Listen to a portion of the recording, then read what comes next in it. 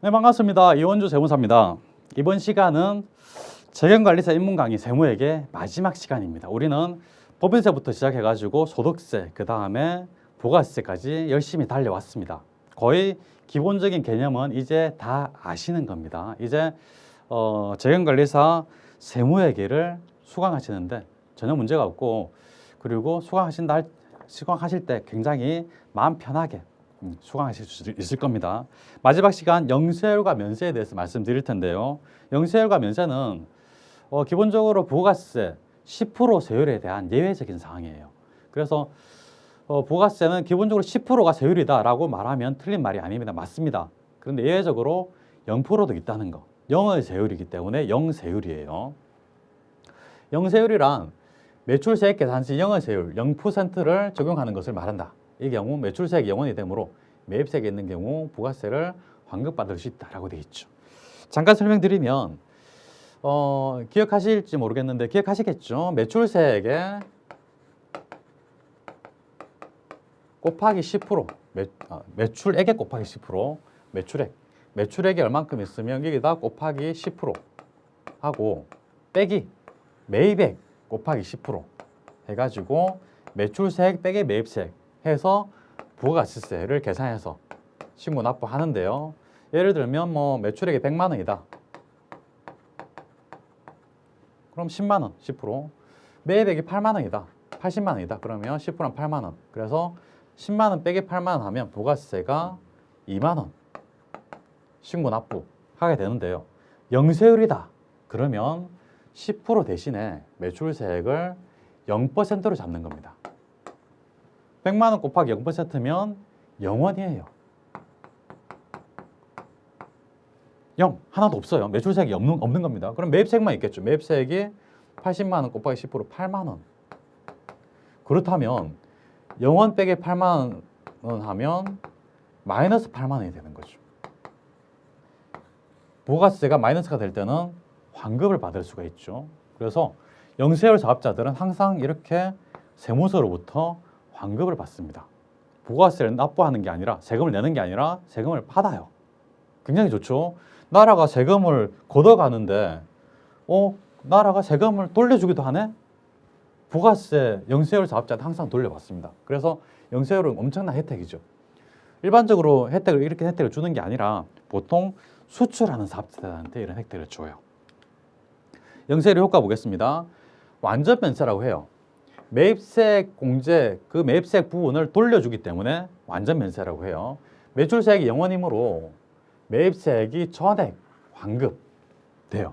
그래서 완전히 부가세 효과를 완전히 면세하는 제도가 효과가 있는 게 영세율입니다. 그래 영세율 그러면 완전 면세. 그럼 면세는 부분 면세입니다. 좀 이따가 비교하는 걸 보여드리겠습니다.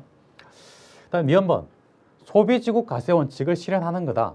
소비지국 과세 원칙 한번 들어본 적이 있습니다. 기본 개념에서 나왔는데 부가세는 원칙적으로 소비하는 나라에서 과세합니다. 우리나라에서 미국에 수출하면 미국에서 부가세 과세하는 거고, 미국에서 우리나라에 수출해서 우리나라에 쓰면 우리나라에서 과세하는 겁니다. 그게 부가세예요. 그런데 영세율을 적용함에 있어서 모든 매입세액을 마이너스하고 돌려줘 버리니까 국내에 우리나라에서의 세금 효과는 다 없앤다. 그래서 완전 면세가 되고 소비한 나라에서 새로 부가세를 과세한다. 그래서 소비지국 과세 원칙을 실현할 수 있게 됩니다. 국내 생산 지하에 완전 면세하고 지하를 소비하는 외국에서 과세함으로 소비지국 과세 원칙을 실현하게 되고, 결과적으로 국제적 이중과세를 방지하는 효과가 있는 게 영세율이라는 거죠.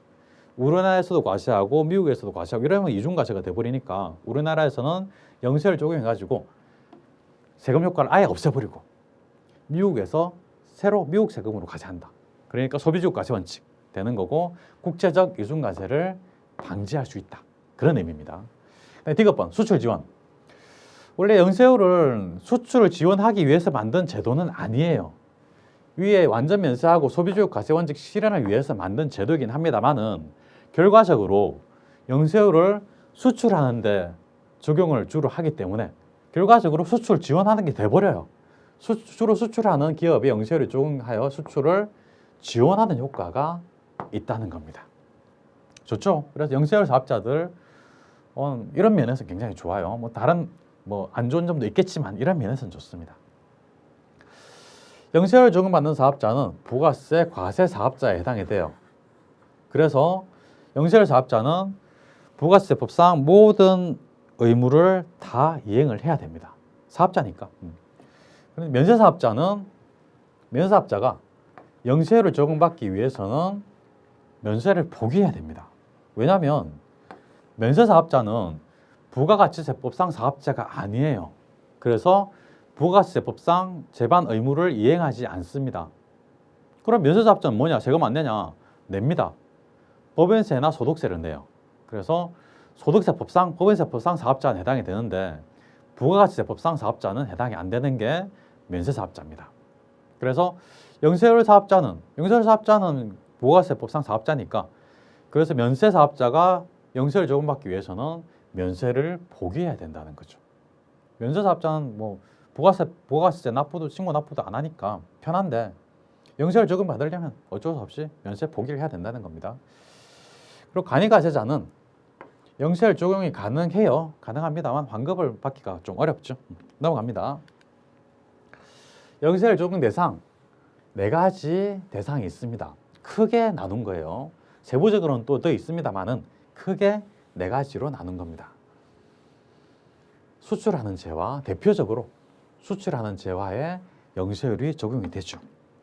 수출하는 재화 보시면 내국물 폼의 외국 반출, 직접 수출하는 직수출에 해당이 됩니다. 이럴 때는 수출이니까 영세율 적용 대상이 된다는 거고, 다음에 내국 신용장 또는 구매 확인서 등에 의한 공급. 이게 뭐냐면 신용장은 원래 국제적인 거래에서 우리나라하고 미국하고 거래하면 우리나라 이렇게 있고 미국이 저 태평양 건너서 이렇게 있다 치면 미국이고 우리나라고, 우리나라에서 미국 사업자랑 거래를 하고 서로 물건 주고받고 대금 주고받고 하면 미국에 있는 사업자를 우리나라에서 잘 모르죠. 저 사람이 뭐 미국에서 유명한 마이크로소프트다, MS사 마이크로소프트 회사다. 그런데 약자만 마이크로소프트고 마이크로소프트 뒤에 T자 하나 더 붙더라. 이럴 수도 있겠죠. 또는 I자 하나 더 붙더라. 이럴 수도 있고, 그러면 마이크로소프트 트랜스포머인가 뭔지 잘 모릅니다. 그런데 우리나라에서는 잘 모르니까 그냥 이것도 MS구나, 마이크로소프트구나 라고 잘못 판단할 수도 있어요. 잘못 판단하면 사기 당하는 거죠. 실제로 그런 일이 발생하고 있고 과거에는 많았습니다. 그런데 신용장이라는 거는 신용을 할 수 있게 만들어주는 것을 말해요. 보통 은행에서 보증을 합니다. 은행은 금융기관을 믿을 수 있죠. 은행에서 보증을 하니까 이 회사를 믿고 수출하십시오. 또는 수입해서 상관해도 됩니다. 대금 결제 우리 은행에서 보증합니다. 이런 식으로 보증을 해주면 그 회사를 믿는다기보다는 은행을 믿고 수출도 하고 거래를 합니다. 그런 증서를 신용장이라고 해요. 근데 우리나라 국내에서도 신용장이 유통이 되는 경우가 있습니다. 국내에서도 서로 못 믿으면 은행에서 보증을 해주는 거죠. 그런 경우, 그리고 구매 확인서, 구매했다라는 걸 확인하는 증서, 주로 수출에서 수출과 관련된 그런 거래에서 적용이 됩니다. 이런 경우에는 내국 신용장, 구매 확인서 이런 경우에는 수출과 거의 똑같이 취급해요. 그래서 내국 신용장, 구매 확인서에 의한 거래일 경우에 수출을 위한 거래가 거의 대부분입니다. 그걸 수출과 관련됐기 때문에 이런 경우에 영세율 적용이 대상이 된다는 겁니다. 그 다음에 중개, 무역, 수출, 위탁, 판매, 수출, 외국 인도 수출, 거의 외국과의 거래에 해당이 돼요. 우리나라에 있고 일본이 이렇게 있고 미국이 있다. 일본하고 미국하고 직접 거래해도 되는데 우리나라를 통해서 거래한다. 이럴 경우에 중개, 무역, 수출입니다. 위탁, 외국 인도 비슷합니다. 우리나라를 거치지 않고 외국끼리 거래지만 우리나라가 중간에서 중매를 섰다. 또는 중간에서 뭔가 잘 해줬다. 거래가 성사될 수 있도록 잘 해줬다. 그럴 경우에 수출과 똑같은 효과, 외화를 벌어들이니까 비슷한 효과를 얻기 때문에 영세율 적용이 되는 거고요. 여기선 재화였습니다. 용역도 마찬가지로 영세율 적용이 됩니다. 국외에서 제공하는 용역, 외국에서 건물을 지어줬다. 국외 제공하는 용역 역시 영세율 적용이 됩니다. 국외 항행 용역, 선박이나 항공기, 선박이나 항공기가 국내에서 국외로, 국외에서 국내로 또는 국외에서 국외로 운송하는 용역이 있겠죠. 그럴 때 영세율이 다 적용이 된다는 거고요. 외화를 벌어들이니까. 그다음에 기타 외화 획득, 수출은 아니지만 실질이 수출과 유사하거나 기타 외화 획득을 위한 제화 능력. 외화 획득하는 게 우리나라는 지금 굉장히 잘 사는 나라가 됐습니다. 경제 규모가 세계 뭐 10위 정도 왔다 갔다 하죠. 어쨌든 굉장히 잘 사는 나라가 됐는데 과거에는 굉장히 못 살았던 시절이 있었죠. 그 시절에는 외화를 획득하는 게 너무너무너무 중요한 일이었습니다. 그래서 수출하는 것뿐만 아니라 외화를 획득하는 것과 관련된 거는 다 영세율을 적용해가지고 국가적인 지원이 있었어요. 지금도 마찬가지. 지금도 외화를 획득하는 거 굉장히 중요한 일입니다. 우리나라는 지하 자원이 별로 없기 때문에 스스로 자급자족하기 힘들죠. 그래서 수출이 굉장히 중요한 일이죠. 너무너무 중요합니다. 그래서 역시 수출과 관련된 것들은 외화 획득과 관련된 것들 영세율 적용이 된다는 이야기입니다. 밑에 보겠습니다. 이거는 44페이지 밑에서 두 번째 줄인데요. 직수출의 경우에는 세금 계산서를 발급 의무가 없어요. 수출할 때는 우리나라 국내에서 거래할 때는 세금 계산서를 영수증 같은 개념으로 주고받아야 됩니다. 그래야 매입세 공제가 되고 그리고 가산세도 안 내고 하죠. 그런데 외국하고 직접 거래할 때는 외국은 세금 계산서라는 제도가 없는 나라들이 많이 있습니다.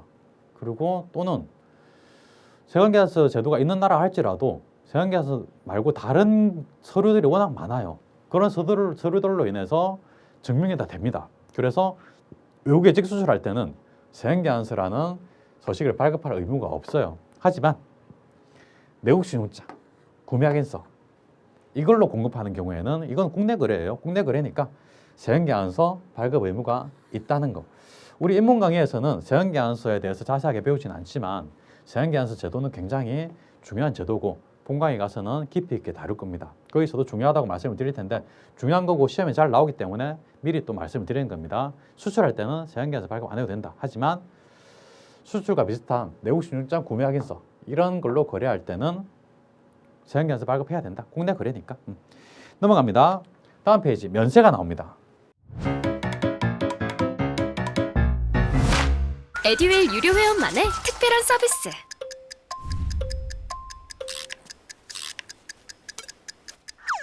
하치하차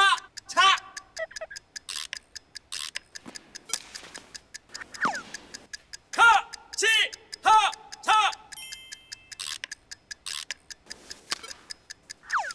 정답! 같이 하자 친구야 에듀윌 유료 회원!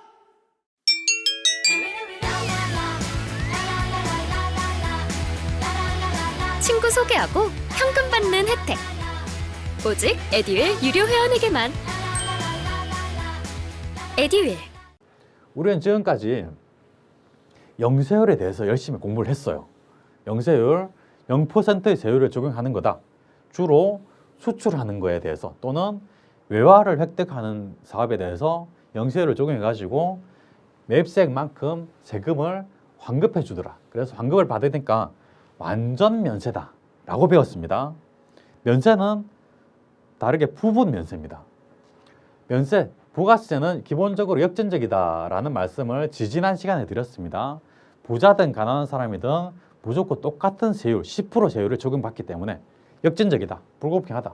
인데 생활필수품 등에 대해서 부가세를 면세해가지고 약간의 공평성을 확보하고 있습니다. 면세의 이유는, 면세하는 취지는 부가세의 역진성을 완화하기 위한 겁니다. 그래서 영세율의 취지는 뭐였나요? 영세율의 취지는 완전 면세해가지고 소비주국 과세 원칙을 실현하기 위해서, 국제적인 이중과세를 방지하기 위해서, 결과적으로는 수출 산업을 또 지원하는 효과도 있고 그런 거였는데, 면세하는 이유는 부가세의 역진성을 완화하기 위해서입니다. 부가세는 기본적으로 불공평한 세금인데 그거를 조금 보완하기 위해서 면세를 적용한다. 주로 생활필수품 또는 뭐 농산물 같은데 면세를 적용해요. 영세율과 달리 환급을 해주지 않아요. 그래서 환급이 없기 때문에 부분 면세 또는 불완전 면세라고 부릅니다. 영세율은 완전 면세라고 하죠. 완전 면세. 면세사업자는 부가세법상 신고 납부가 없어요. 왜냐하면 면세사업자는 아까 말씀드렸듯이 부가세법상 사업자가 아니기 때문입니다. 그래서 제반 의무가 없어요. 부가세법상 제반 의무가 없다는 거죠. 면세 대상이 이렇게나 많습니다. 이거는 역시 면세 대상을 다 적은 게 아니고요. 일부만 적은 겁니다. 일부만 적어도 엄청나게 많아요. 시험에 출제되는 것만 적은 거예요. 보시면 면세 대상 처음에 기초생활 필수품, 그 다음에 국민후생 문화 관련된 거, 그리고 부가가치 생산 요소, 그 다음에 조세정책적인 목적, 이런 크게 4가지 카테고리로 구분을 해놨는데 역시 법전에 이렇게 구분된 건 아니고 그냥 시험 목적으로 구분해 놓은 거예요. 하나하나 보겠습니다. 중요한 것만 추려 놓은 거니까 하나하나 설명을 좀 드리겠습니다. 보시면 처음에 나오는 게 미가공 식료품, 먹는 겁니다. 먹는 건데 가공하지 않아야 돼요. 미가공 식료품은 면세입니다. 쌀, 사과, 바나나, 과일 같은 거 이런 거 농산물, 식료품 먹는 건데 가공하지 않죠. 그냥 따서 그냥 포장해서 파는 거죠. 이거는 국산, 외국산 불문하고 가공하지 않은 식료품은 다 면세합니다. 부가세 면세예요. 중요한 거는 식료품 먹는 건데 국산, 외국산 불문하고 미가공 된 거는 이거는 부가세 면세한다는 거예요. 국산, 외국산 불문하고. 그런데 바로 밑에 국내 생산 비식용, 농산물, 축산물, 수산물과 임산물 비식용이에요. 비식용. 식료품은 식용이죠. 국내산 비식용, 비식용 농축수 임산물은 국내 생산만 면세라는 겁니다. 두 개 헷갈리면 안 됩니다. 자, 많이 헷갈리십니다. 두 개. 미가공 식료품 먹는 거, 미가공 식료품 중에 가공되지 않은 거, 이거는 면세인데 국산이든 외국산이든 상관없이 다 면세하는 거고요. 비식용은 국내 생산만 면세하는 겁니다. 외국에서 사온 비식용 금붕어, 열대어 아무도 먹는 사람 없겠죠. 먹는다고요? 곤란합니다. 어쨌든 비식용이라면 국내 생산만 면세한다라는 거. 세 번째 점, 수돗물 면세입니다.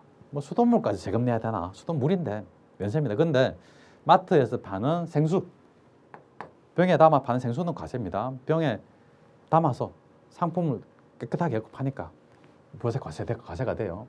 다음 연탄과 무연탄. 연탄은 지금도 연탄 쓰시는 분들 많습니다. 산꼭대기 같은데 또는 오래된 집이라든지 또는 비닐하우스 같은데 연탄 많이 쓰세요. 연탄은 기본적으로 그런 곳에 쓰니까 비과세 해줘야 되겠죠. 면세입니다. 부가세 안 붙어요. 무연탄도 면세인데 유연탄 과세, 유연탄 또는 착화탄 같은 거, 등산 가가지고 쓰시는 갈탄 같은 거, 그리고 또는 번개탄 이런 거는 부가세 과세가 돼요. 연탄과 무연탄만 면세다. 여성용 생리처리 위생용품, 말이 어려워요. 그냥 생리대라고 쓰면 될 텐데 법전에 쓰다 보니 뭔가 있어 보이게 쓰려고 길어졌어요. 그냥 생리대라 생각하시면 됩니다. 부가세 면세입니다. 면세로 지적된 지 몇 년 안 됐어요. 과거에는 생리대 사면 10,000원짜리, 지금은 10,000원짜리가 과거 몇 년 전까지만 해도 11,000원이었어요. 부가세 1,000원이 붙어가지고 11,000원이었어요. 근데 지금은 면세가 되는 바람에 10,000원으로 조금 낮아졌습니다. 근데 물가가 계속 오르니까 이게 부가세 10% 낮아졌는데도 낮아진 효과가 별로 없죠. 별로 낮아졌다는 느낌은 잘 안 듭니다만은 그래도 10% 부가세만큼 소비자 가격이 낮아진 겁니다. 그 다음에 여객 운송 용역.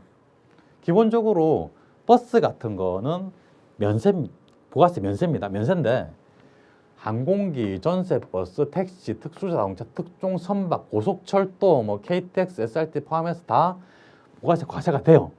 면세되는 게 몇 개 안 됩니다. 면세되는 건 시내버스, 고속버스, 지하철 이런 진짜 가장 싼 저렴한 운송 용역, 버스 같은 이런 것만 면세가 된다는 거죠. 그 다음에 주택과 부수 토지는 임대할 때 면세됩니다. 상가 임대는 부가세 과세가 돼요. 주택만 면세예요. 내연번 국민후생문화, 의료보건 용역, 병원하고 이런 데 면세가 당연히 부가세 면세가 되는 거죠. 수의사 포함해서 혈액까지 면세품으로 들어가 있습니다. 교육 용역은 당연히 면세예요. 부가세 안 내는데 딱 두 가지 예외가 두 가지. 무도학원하고 운전학원은 과세입니다. 무도학원 춤추는 곳입니다. 요즘은 방송 댄스, 아이돌 댄스, 뭐 건강 댄스 이런 거 많이 있기 때문에 무도학원도 많이 있죠. 한 10년 전만 해도 그런 학원들이 별로 없었어요. 무도학원 그러면 뭐 지루박, 고고, 저는 한 번도 가본 적 없지만 한 10년 전만 해도 그런 게 주류였어요. 그래서 무도학원 가면 좀 뭔가 불륜도 있을 것 같고 좀 부정적인 이미지가 많았죠. 근데 어쨌든 그런 예전에 그런 데가 많았지만 지금은 많이 좋아졌죠. 많이 춤을 배우려고 하는 사람이 많기 때문에 저도 배우고 싶습니다만은 몸이 안 따라서. 하여튼 무도학원하고 운전면허학원은 부가세 과세입니다. 그리고 일반적인 뭐 수능학원 뭐 이런 학원들은 다 면세예요. 면세인데 무허가 학원은 부가세 과세가 돼요. 허가를 받아야 된다는 겁니다. 허가를 받아야 면세해주고 허가 받지 않으면 과세예요. 도서 내역까지 합해서 책 관련된 거는 면세입니다. 그런데 광고는 과세예요. 책이나 신문, 잡지, 광고 다 면세인데 신문이나 잡지 안에 들어가 있는 광고 있죠. 광고는 부가세 과세입니다. 다음에 예술 창작품 기본적으로 면세고요. 골동품만 부가세 과세 되고요. 다음에 문화예술 행사, 뭐 운동 경기 다 면세인데 아마추어 운동 경기만 면세고 프로들이 하는 야구, 축구, 농구, 배구 이런 프로들이 하는 건 또 부가세 과세가 돼요. 그다음에 도서관, 과학관 이런 것들 공부하는 곳이니까 이런 것들은 면세입니다. 공부하는 곳이 다 면세인 건 아니에요. 이런 그 관자 들어가는 거, 동물원, 식물 이런 것만 면세예요. 부가세 생산 요소, 토지나 금융보험 용역은 기본적으로 또 면세입니다. 부가세 면세되고 저술가, 작곡가 등이 직업상 제공하는 인적 용역, 그냥 가서 작곡 하나 해주더라, 또 원고 간단히 써주더라, 이런 것들은 부가세 면세가 되는 겁니다. 다음 조세 정책적 목적으로 면세하는 게 있는데요. 우표, 대표적으로 우표는 면세인데 이거 시험 잘 나옵니다. 수집용 우표. 그냥 일반 우표하고 수집용 우표하고는 다르죠. 수집용 우표는 뭔가 기념일 같은 기념을 할 때 사진 붙여가지고 따로 팝니다. 그거는 부가세 과세가 돼요. 일반적인 우표가 아니니까. 인지, 정지, 복권, 공중전화 같은 거 이런 것들 다 조세 정책적 목적으로 면세입니다. 그리고 일정한 담배, 모든 담배가 다 부가세 면세되는 건 아니고요. 굉장히 싼 거, 군대에서 피는 그런 거 말하는 거예요. 그게 면세가 되고 일반적으로 우리가 시중에서 파는 그런 담배는 부가세 과세가 다 돼요. 그 다음에 종교, 자선, 학술, 구호, 그 밖에 공익을 목적으로 하는 단체가 공급하는 일정한 재화 용역입니다. 뭐 이런 그 종교단체 같은 데서 파는 정해놓은 그 법에 정하는 게 있어요. 그런 거는 면세가 된다는 이야기고 구체적으로 아실 필요는 없습니다. 밑에 두 개 헷갈리시면 안 돼요. 국가 등입니다. 국가 등이 공급하는 일정한 재화 용역 또 정해놓은 게 있습니다. 이런 거는 국가 등이 공급하는 용역, 재화 용역 이거는 면세고 국가 등 또는 공익단체입니다. 국가 등에 공급하는 거는 무상으로 공급하는 것만 면세예요.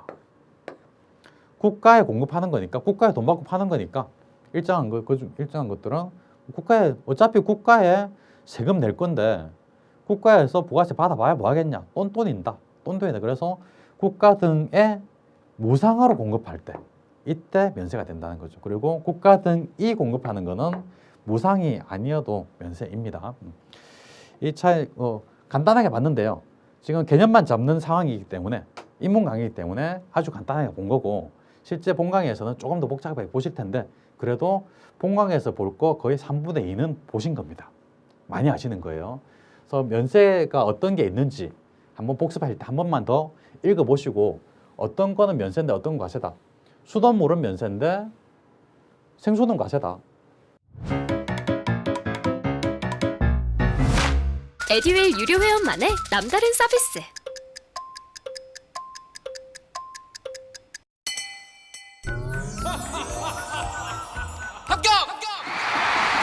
합격하고 돈도 받는 혜택. 오직 에듀윌 유료 회원에게만. 에듀윌. 무료 합격! 그렇죠. 무연탄, 연탄은 면세인데 유연탄, 착화탄 같은 거는 과세다. 이런 식으로 과세 면세 한번 구분해서 보시기 바랍니다. 넘어갑니다. 다음 페이지. 부동산과 관련된 과세 면세는 좀 많이 헷갈려요. 그래서 일부러 이렇게 따로 정리를 했습니다. 부동산 관련, 부동산은 토지와 건물을 말하죠. 토지의 공급은 기본적으로 면세라고 금방 페이지에서 봤습니다. 너무 작은 글씨로 많이 있어가지고 정신없이 기억이 안 날 수도 있겠지만 토지의 공급은 기본적으로 부가세 면세입니다. 하지만 토지의 임대는 부가세 과세예요. 공급만 면세, 공급은 돈 받고 파는 걸 말합니다. 파는 건 면세인데 임대한다, 임대료 매달 월세 받는다, 그러면 부가세 과세해요. 단 주택 부수 토지라면 임대해도 면세하는 거예요. 주택에 붙어 있는 땅이 이렇게 있고 주택이 하나 서 있다. 보통 주택 집 그리라면 이렇게, 우리 때는 이렇게 그렸는데 요즘 아이들한테 집 그려라 그러면 이렇게 그린다고 하더라고요. 아파트나 빌라가 다 사각형으로 생겼으니까 창문 있고. 이거 보고 저는 좀 사고의 전환이었습니다. 저는 지금도 집 그리라고 하면 이렇게 그리는데 요즘 어린 아이들은 집을 그리라고 하면 이렇게 그린다고 하니까 아마 요즘 이렇게 생겼네. 그렇죠. TV도 마찬가지예요. TV도 예전에는 TV 그리라고 그러면 이렇게 TV 해가지고 화면이 이렇게 있고 이게 다이얼 돌리는 이렇게 그리면 이제 아저씨죠. 아저씨 아줌마들. 늙었구나. 요즘 TV는 그냥 이렇게 생겼죠. 아무것도 없죠. 세대 차이가 있습니다. 어쨌든 늙었다는 생각이 드는데 어쨌든 주택의 부수토지는 임대하더라도 부가세 면세가 된다는 거. 건물의 임대 공급 일반적으로 다 모두 과세입니다. 건물 자체는 원칙적으로 임대든 공급이든 다 과세예요. 근데 주택은 또 면세하는 게 있죠. 토지 공급 면세 원칙입니다. 근데 토지 임대는 과세, 이것도 원칙입니다. 단 예외적으로 주택 부수 토지 임대하는 면세라는 거. 그리고 건물을 공급 임대는 원칙적으로 과세입니다. 부가세 과세예요. 그런데 단 역시 주택, 여기는 국민주택입니다. 국민주택의 공급, 국민주택이라고 하면 80 몇 제곱미터 이런 숫자 규정이 있는데 거기까지 아실 필요는 없어요. 거기까지 시험에 안 나오니까 아실 필요는 없는데 일정 규모 이하입니다. 보통 아파트 같으면 32평 정도 해당이 돼요. 하여튼 그 정도 되는 국민주택의 공급 그 이하, 이 공급은 면세된다는 거. 좀 국민주택의 공급 및 주택의 임대는 부가세 과세입니다. 그래서 많이 헷갈리십니다. 이렇게 잘 정리를 해도 보면서도 좀 헷갈리는 경향이 있어요. 다시 한번 정리드립니다. 토지 공급 면세, 토지 임대는 과세, 단 주택 구수 토지는 면세. 확실히 정리되시죠? 그 다음에 건물의 공급이나 임대, 공급하든 임대하든 건물은 무조건 과세인데 예외, 단 국민주택의 공급 및 그냥 주택 임대, 이거는 부가세가 면세된다는 거. 잘 정리하시기 바라고요. 면세는 포기할 수 있습니다. 영세율에 적용되면, 영세율을 받으려면 면세를 포기해야 된다는 말씀을 드린 적이 있는데 그럴 때 면세 포기할 수 있습니다. 아무나 면세 포기를 하는 건 아니고 영세율 적용될 때 또는 학술연구단체 등 학술연구 등과 관련된 것만 면세 포기를 할 수 있습니다. 면세 포기의 기한은 정해진 기한은 없어요. 아무 때나 할 수 있어요. 그리고 과세관증 승인을 얻을 필요도 없고 그냥 신청만 하면 포기가 됩니다. 자동으로 포기가 돼요. 그런데 엄격하게 적용할게. 면세 포기 후 3년 동안은 면세로 다시 돌아올 수 없어요. 한 번 포기하면 3년은 가야 된다는 거. 이해되시죠?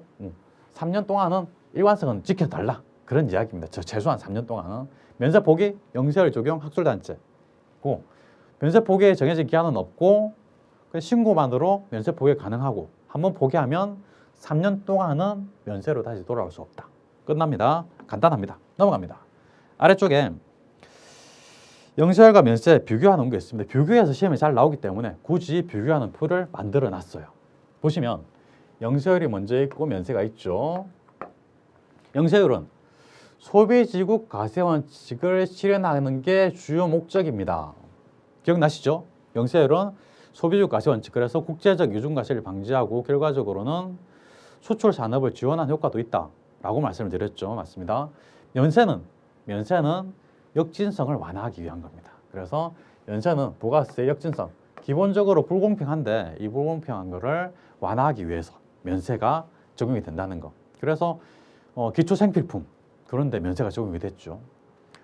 영세율은 완전 면세다. 그래서 환급까지 해준다라는 거죠. 매입세액을 환급까지 해주니까 완전 면세. 그럼 면세제도는 불완전 면세죠. 부분 면세, 불완전 면세, 환급이 없습니다. 뭔가 이름이 바뀐 것 같기도 한데 그건 느낌적인 느낌일 뿐이고요. 그냥 면세, 부분 면세는 그냥 면세고 완전 면세는 영세율이다라는 거. 의무, 영세율 사업자는 부가가치세법상 사업자에 해당이 됩니다. 그래서 부가가치세법상 모든 제반 의무를 다 이행을 해야 돼요. 일반 가치세의 모든 의무를 이행을 해야 된다.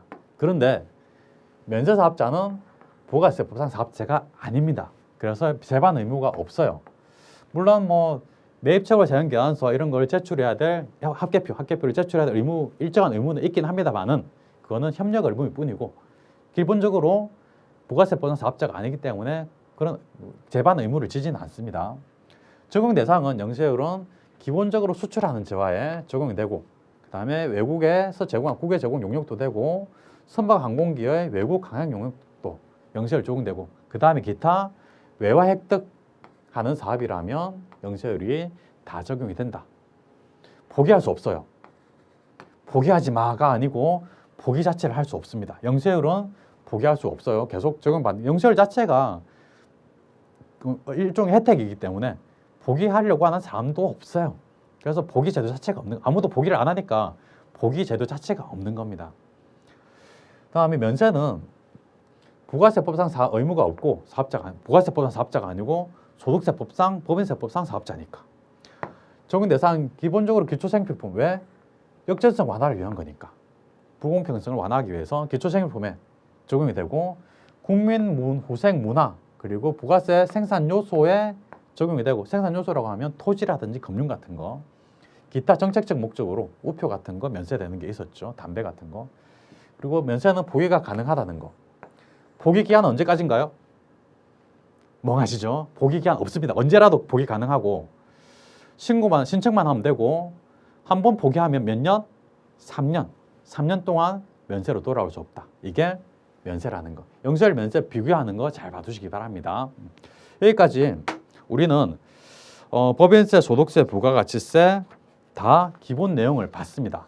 기본 개념을 이해시켜드리기 위한 강의이기 때문에 전반적으로 그냥 약간 피상적일 수도 있는데 전반적으로 기본 개념을 알려드렸고요. 본강에 가서는 진지하게 세부적인 내용 다 알려드릴 테니까 다 본강에까지 다 보시기 바라고요. 지금 입문 강의는 재무회계, 원가관리회계, 세무회계 다 있으니까 다 보시는 게 좋습니다. 그리고 본강에 가서는 제대로 한번 열심히 달려보겠습니다. 뒤에 나오는 기초개념 OX 반드시 풀어보시고요. 다시 본강에 가서 다시 만나기를 약속을 드리겠습니다. 화이팅 하겠습니다. 수고하셨습니다. 화이팅!